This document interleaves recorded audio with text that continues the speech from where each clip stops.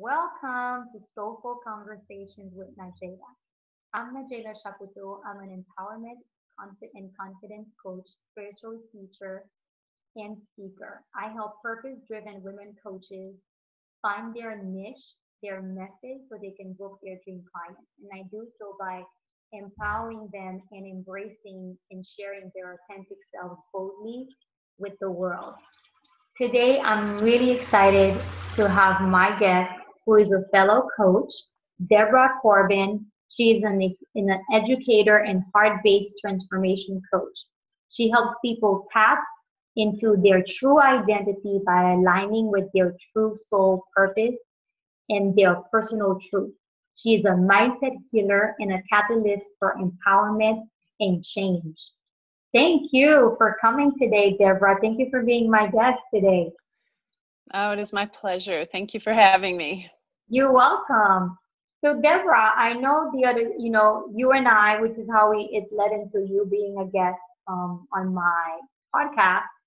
We were having a conversation, and you mentioned how education, which is great, in some way does impact in a not, hinder in a way us being our true selves, like really expressing who we are. Tell me about how you got to that. Like, tell me a bit about that.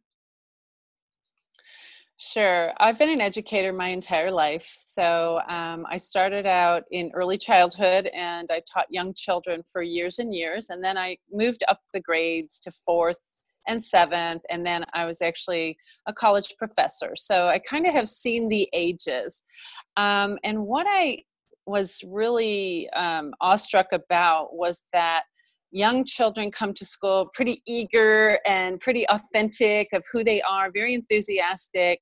And then as the years go by and not too far into schooling, schooling can affect how somebody starts to feel about themselves. And their self-esteem, of course, becomes affected either positively or negative, but I saw an inordinate amount with the negative side of not feeling good enough, not being able to do what was expected of them. What I realized is that this had nothing to do with the learner and had everything to do with unrealistic expectations that were being placed on the learner, or expectations that were not in alignment with where the individual learner was. So my philosophy of education is very, very different. I subscribe to a very individualized instruction. So I look for a person's strengths right away instead of their deficits. And historically, traditional school does test someone to see what they can't do, and they're good at highlighting what you can't do. And I'm an educator. I don't mean to put down the system at all, because I know that teachers have a child's best interest at heart. It's just sometimes the administration and the curriculum is not in alignment with the child or the person. And then we're trying to force someone to be something they're not. And anytime you force yourself to be something you're not, you generally you're not successful at it.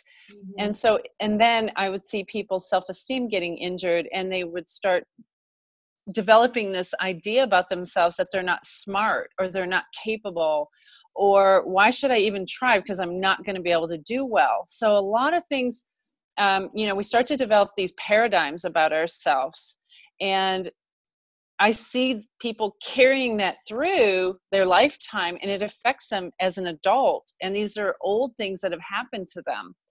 So I really got super passionate about people that have been wounded, so to speak, in the system.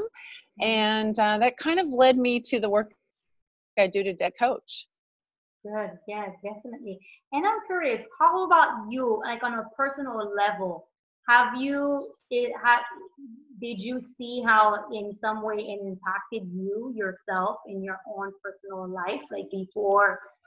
Because I know for me, I could totally relate to what you're saying, and that's why one of my work as a coach, because I am really all about coaching and empowering women on really express, being who they are. And one of the first things I say is that reconnect with that child inside of you. Because all of us, when we were children, we felt free. We were a certain way. We didn't really care what society or what somebody was going to say. But then as we were getting older, like comments, people started saying things. Like I know for me, I experienced like, don't do this, don't do that. And then it's kind of like in some way you shut down, and that kid in you just started retracting. So I'm curious for you, where has that, how have you noticed it in your own life or you personally? Yeah, well, definitely, I would say, my main modality of learning is not auditory, which most of schooling is very auditory for children and young children. And so I feel like I just wasn't in tune all the time. So yes, I definitely got affected by it. I had decent grades, but not great all the time until later when I got to college and I realized my own passions. And then, of course, then I did really super well, but that's a whole different story, right? But as a young child, I certainly developed a self-concept that was maybe I'm not that smart. And again, it was schooling experiences. And my older sister is extremely brilliant. So she always had really good grades. So it was, there was a lot of factors that come into play. And she's my best friend. I didn't mean anything derogatory by that, but, schooling was a different experience for her. So, again, that brings me back to knowing the person in front of you so intimately that you can support them from wherever they're at. And we need to give people permission to be who they are and where they are and to go from there, not come in with an exterior, expectations, and then expect someone to fit that, because it never works that way. And with young children especially, I am a literacy specialist, so I know a lot about helping kids learn to read and write. But what happens with schooling, especially today, there's such a push down with the curriculum, is there's these unrealistic expectations on young children. And so what I want to say is, just like a child learns to walk and talk, is they need that time to explore the process at their own rate. And we would never say to a child who's starting to walk, well, you need to get up and do it perfectly now. Don't hold the couch. Don't fall down. Just walk like this. I'm going to show you how. But yet, when we get to school, we seem to forget that there's a process that people go through when they acquire new learnings, and we expect them to do it a certain way because we showed them how. This is the way. And it's backwards. It's backwards. So, I'm on a mission that to empower people and to give people permission to be who they are. Yeah, definitely. I get that. Wow, that's great. So tell me, with your vision about it, what are your thoughts on women empowerment? Yeah, well, this is how this whole educational experience has led me into the coaching industry. First of all, I feel like I'm a coach as an educator anyway, but, when I saw the deleterious effects of people's paradigms that continue to play out in their daily life and their daily decisions, and it's all coming from these belief systems that are deeply rooted now as an adult. And if people don't pause to really reflect, where did that even originate? Because here's the thing, we adopt the feeling of feeling bad about ourselves, but we don't look at the source to say, wait a minute, that was unrealistic to start with. That wasn't even the right fit. Yeah. So what I do now is to help people, women, look at their paradigms, their self-concept, their beliefs about anything, because your beliefs dictate your thoughts and your thoughts dictate your reality. There's just no other way about it. So if your thoughts about yourself are that you're not that smart, or you're not that capable, or you're not good enough, you're going to miss a lot of your opportunities that you could be creating for yourself. So what I just want to go inside, help people look at their belief systems, where they originated, and even with our families might mean well, but they put their belief systems on us, right? We go through the experiences and we are adopting our family's paradigms. But the thing about this is, our parents probably mean well, but maybe they're not coming from a whole place either. Maybe they're carrying forward their wounds. Of course. And there's generational what are karma and generational paradigms that we just accept for truth, and we forget to look at the origin. And again, they mean well, but they may not have dealt with their own stuff. So now they're giving you theirs and they haven't even dealt with it. So I just want to give people permission to look at where their paradigms have come from. And if they're not fitting with your soul, because I think your soul is always trying to communicate to you. And the way I mean that it communicates is often women will become depressed, or they may suffer from anxiety, or got this lackluster. And I often think that is actually a gift. Your soul is trying to talk to you that something is not in alignment with what you should be doing, because my belief system is that we all come here with a divine purpose. And when we get in alignment with our purpose and what lights us up, we shine bright and we feel true joy when we're living in our purpose. So that's the main thing about my work, is I want to help people find their purpose, get to their personal truth, and then that's when you get in alignment. Yeah, definitely.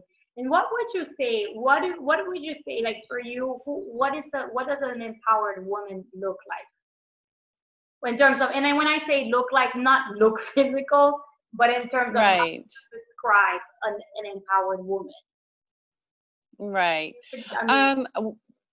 For me, it is someone who's living from their personal truth, and not necessarily something that's being told to them either from culture, or from spouses, or from parents, or anybody. It's more of an internal truth and passion that makes a woman happy and feeling purposeful, on purpose from themselves, not purposeful as a mother, not purposeful as a spouse. Those are very important roles that we hold.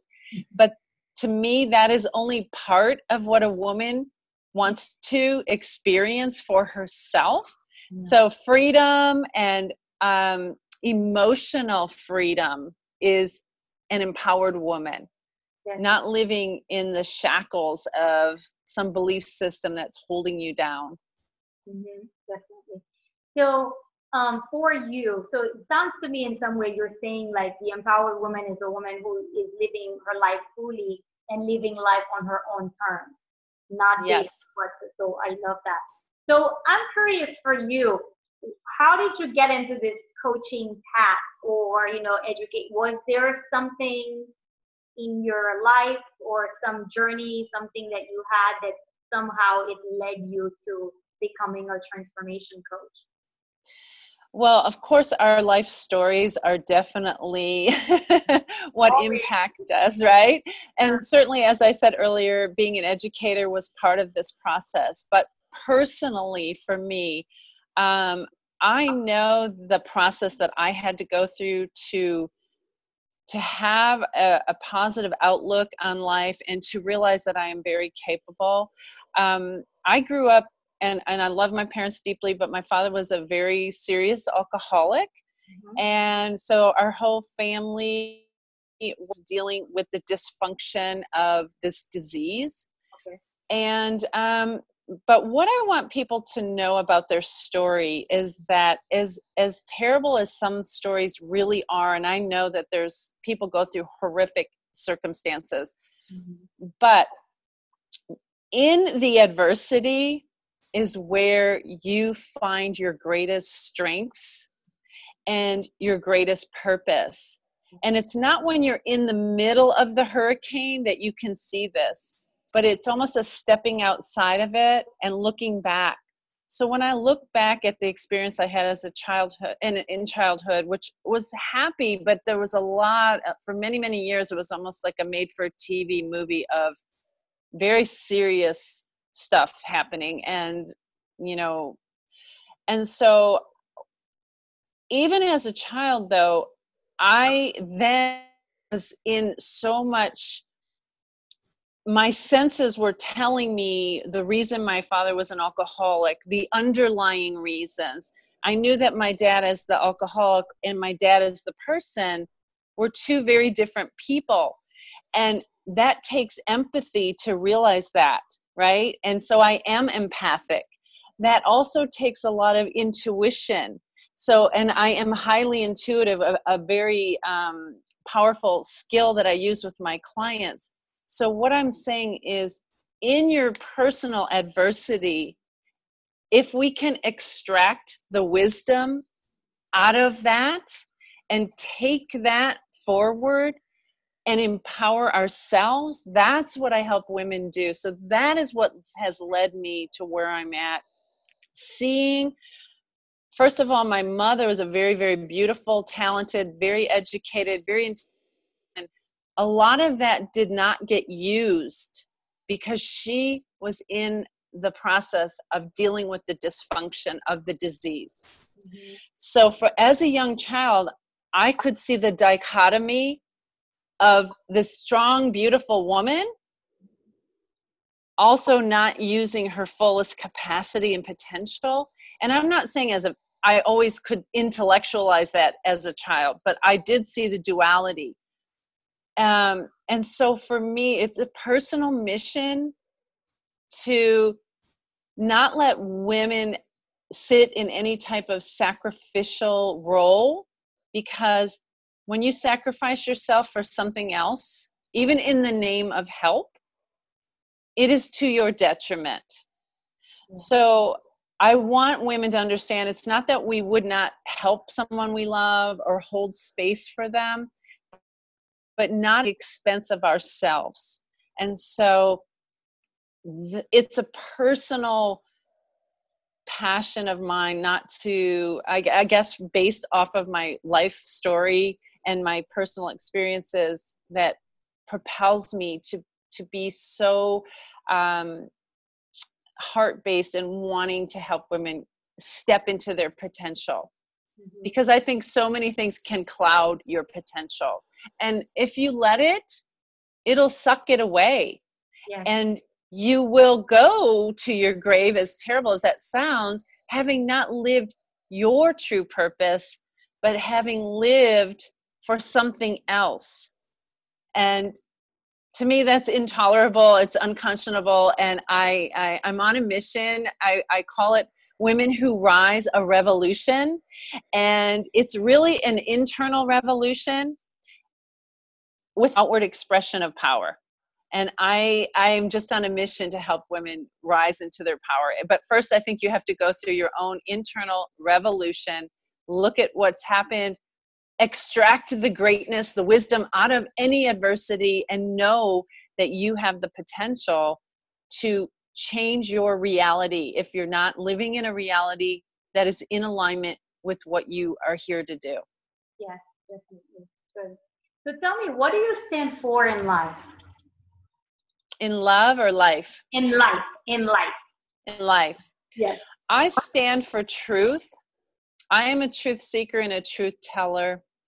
And by that I mean, sometimes people are unwilling to see the truth, and they literally do lie to themselves. And it's unconscious. It's not conscious, like I'm going to lie to myself. Mm-hmm. But they might think things aren't so bad, or they're not realizing what they really are capable of.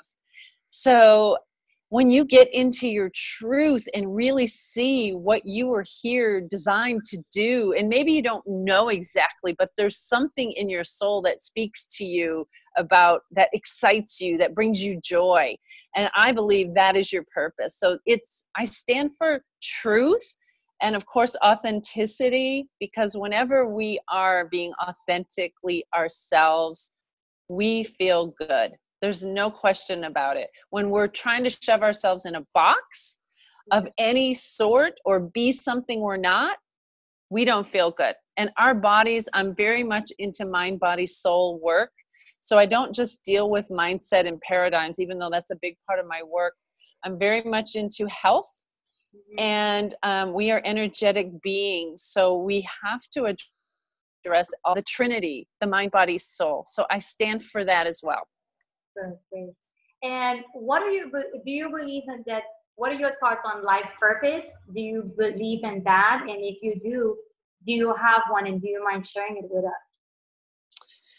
Well, I definitely believe in life purpose. And I think I've been sharing with it this entire interview, Yeah. because my purpose is definitely to touch people at the heart and soul level.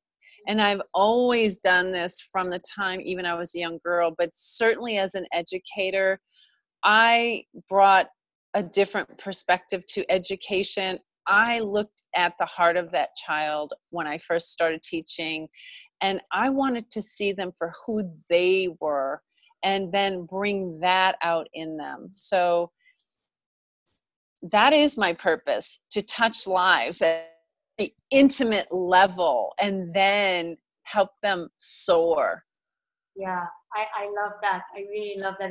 That's such an important purpose, especially in the world we're living in, because yeah, I think that even though I think more people are really coming out and really showing up as their true selves, but we still have a long way to go, because in some ways society is like they're telling you to be yourself, but then when you are yourself, there's a lot of judgment, and a lot of people are afraid of sharing who they really are because of they're afraid of what people are going to say about them. So totally get that.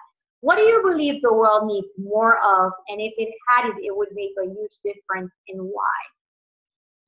Oh man, that's a big question. I think the world needs more compassion for diversity. And if we did have full respect for diversity and understanding that we don't all have to be the same, if we would just accept, that there would be so much more love and understanding, and there would be a lot less chaos. And we could talk about the chaos in the world right now, right? There's so much, and it really stems back to not accepting something or someone for who they are because they're different than us, or they have different views, or they look different, or they believe in a different religion. um, you know it's If we had more celebrating diversity, I think we would all be living more passionate lives, more compassionate lives, and the world would have a lot more love. But I think self-love is at the heart of that, because when you feel good about yourself, you can then be in a real true relationship, whether that's a friendship or a partnership or a love relationship. But it's when we come into those things with an agenda or with a broken self-image, we're not coming in complete. Fully. Mm-hmm. And Whole being. yeah, so self-love is right up there with what we need more of. Yeah. And again, brings it back to the heart of both of our work, right? Yeah. No, I have to say, you're the second person that I've interviewed so far in my podcast that has that has said self-love. And it's so true. And that's why I'm a big advocate of self-love, is that I always say that you can't, some people think that it's cliche, or I think there's a quote that says that, like, you can't give what you don't have. And it's very true, because really, we treat people the way we treat ourselves. I mean, yeah, sometimes we treat them a little better, but sometimes, and especially when we're going through stuff, when we're faced with, like you said, with somebody who thinks differently, what do? We act the way we act towards ourselves when things are not going the way we want them to do, or we don't like certain things about us. And I truly believe that when we love ourselves, when we're fully accepting of who we are, then we can do the same for other people. You Mm-hmm. know, I often say, like, when I see somebody acting a certain way, before I used to be like, I mean, it still gets to me in a way, but I really get that, wow, this person doesn't love himself. So how can I expect them to love me the way Mm-hmm. I deserve to be loved? Or how can I expect them to love, to treat me in a different way? Because that, their behavior is really showing that they don't love themselves. They can't give. Yeah. I mean, yeah, you definitely cannot give of yourself if you're not giving that to yourself first. Yeah. And self-love does not mean that you're perfect in any No, way. no, So not at it all. means having some grace and compassion for yourself, and even what you perceive to be your shortcomings, and that's okay. And obviously, I think we've all have challenges with that. I know I personally have, of holding myself to standards of perfection. And perfection is something that really doesn't exist. So if you're always striving for something, then you're never enjoying just where you are. And Yeah. I've had to relearn that over and over. And with all of this internal work, which is what I really specialize in, it is never a one and done. Things will always come up, always come up. But what I want to say to people, if you can make a decision today to, like, draw a line in the sand, make a really strong demarcation and say, I will not live a certain way anymore. I won't think a certain way. Now, that doesn't mean all of a sudden you've waved a magic wand and you're going to change. It means you've committed to the process. So, we can change. We have the power to change whatever it is we desire to change as well. So, but it's not a one and done. It's a commitment to the process. Yeah, no, definitely. And the thing is that it's so important to do so important, because I think, and another thing we have to remember, it's a journey, not a destination. And Yeah. it's kind of like what you were saying, that it's a process. Like, I know I've shared, I don't know if it was through a video or if it was one of my emails to my email with my newsletter, where I shared that, there are times where I ask myself, okay, do I truly love myself? Because it's like, hey, in this moment I didn't, but it's like a realizing that it's not, it's a journey. It's like, Yeah. it's like you said, it's not like, okay, I got this and I'm Yeah. Yeah. it's like everything else, because usually whenever you think you got it, then something happens and you're like, oh, wait a minute, I guess I didn't get it yet completely. So that's why it's a continuous thing. It's really continuing, and often even like looking to see, okay, wow, I'm not loving myself in this moment. Yeah. And Yeah. choosing to love yourself in that moment. So, yeah. Well, I think the universe will bring you lesson after lesson after lesson, which comes in the face of an experience. And it may seem so awful at the time. And again, this is what I'm talking about, helping people, and even for myself, to go back and say, okay, what was I supposed to learn from that? And extracting the wisdom out of the lesson is how you ascend to the next level and come into a higher consciousness. So we don't have to repeat certain lessons over and over, because if you find patterns happening in your life where it seems like chaotic thing after chaotic thing, then it is time to take a pause and say, what am I missing here? What am I not learning from this experience? Because when we do learn it, we do ascend to another level of consciousness. And that higher level will support you in just exponential ways. Definitely, definitely. So thank you so much. So we're done with the interview part. I'd love for you to tell, I want you to tell my audience a little bit about your work. So do you mind telling them just what you do, who you work with, and Okay. where they can connect with you? Oh, absolutely. All right. So I work with women and men, actually, but primarily women. And, a lot of entrepreneurs, but they don't have to be entrepreneurs. But I do work with someone who feels that they are just not progressing in the way in which they wish they were, or they feel stuck, because feeling stuck is always your body's way of saying, okay, I need to figure something out here. So if they are feeling unfulfilled or just not exactly like they're just not, just that joy is gone. And so I work with women who are searching for their higher self, some potential that hasn't been accessed. And then I work to help them put that, if it's an entrepreneur, we work to pull out your talents, your strengths, and to develop your message and who you really are and what it is you do to serve people. Sure. And I work one-on-one, but I also run group programs periodically. But definitely if someone wants to work one-on-one, generally I work 3-month sessions, because if we're doing the internal work, this takes a little bit of time, more so than just like a one-off session or something. I do daily like a day intensive or something, but that's generally with someone who's a little bit further along and needs help with really packaging what they're trying to accomplish. Okay, great. Okay, cool. And where can people connect with you, Deborah? Okay.